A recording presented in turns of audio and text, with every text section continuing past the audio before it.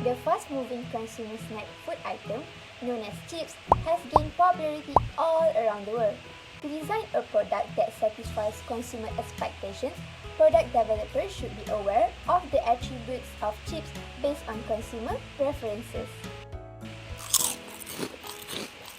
These incredibly crisp and crunchy chips are produced using a method that retains all of the flavor while producing an addicting snack that tempts you to keep eating it.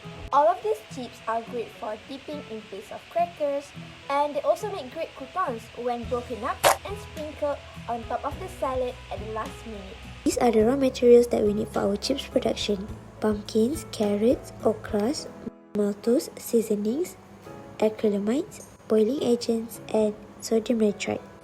Next is the processing step. First and foremost, all the raw materials obtained from the supplier are cleaned, graded, sorted, and peeled. These steps are done to ensure raw materials uniformity and quality. Following that, they all undergo some pre-treatment before further processing. The pumpkin, carrot, and okra are immersed in sodium nitrite that act as color retention agent to ensure they will not lose their color throughout the entire process. After that, pumpkin, carrot, and okra are blanched by being immersed in hot water for a short period. This helps in activation of enzyme that will result in color, flavor, and nutritional value preservation. After that, they are mixed with maltose for sugaring to improve their taste.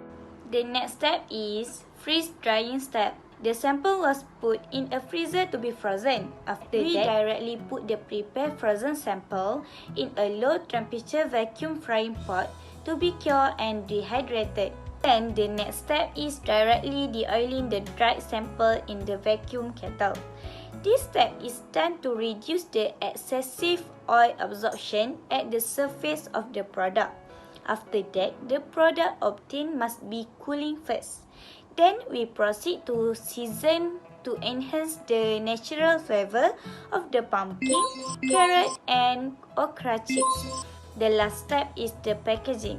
This step is done to protect its content from any damage that could happen during transport, handling, and storage. Freeze drying methods are one of the suitable methods in the production of mixed pumpkin, carrot, and okra chips. It is recommended method for drying foods containing chemicals that are sensitive and prone to oxidation, which operates at low temperature and under high vacuum. Freeze drying is also the optimum method for dehydrating fruits and vegetables to maintain an optimum biocompound content in the finished goods, which operates in an oxygen-free environment and low temperature. The size, shapes, and distribution of the ice crystals are significantly influenced by the initial freezing of the food. The freezing procedure also has an impact on the drying procedure and the final structure of the freeze-dried food. Freeze drying is a complex operation and consists of three fundamental stages: initial freezing, primary drying, and secondary drying.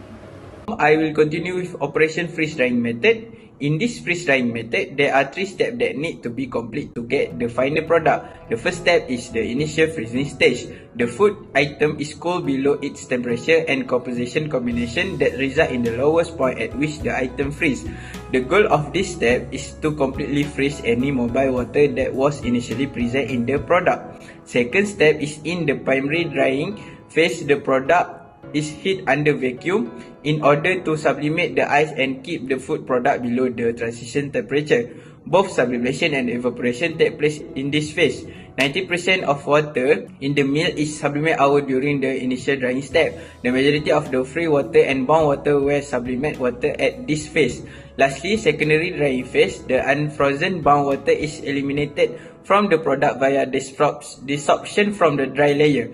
By raising the temperature and lowering the vapor pressure inside the chamber, the secondary drying might take up to 50% longer than initial drying. The process of freeze drying is finished once the secondary drying is finished or when all the free water and bound water has been eliminated.